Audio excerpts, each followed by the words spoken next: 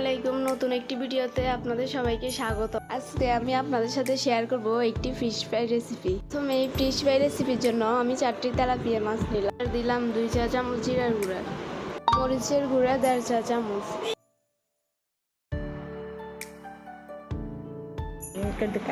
ধনিয়া গুঁড়া 1 চা চামচ, পরিমাণ মতো লবণ, ভিনেগার 2 টেবিল চামচ, 1 টেবিল চামচ গোলমরিচ, 2 চামচ, টমেটো সস 2 চামচ,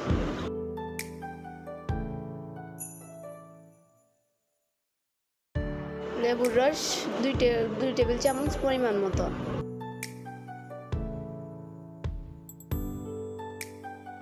সয়া সস 2 চামচ,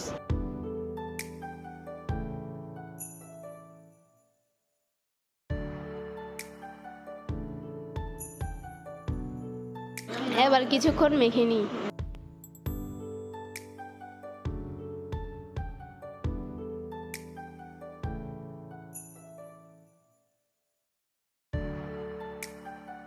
দুই টেবিল চামচ, 2 টেবিল চামচ,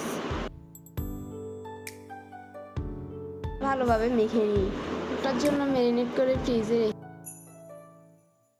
থেকে নিয়ে এগুলোকে গরম তেলে ভেজে নিই।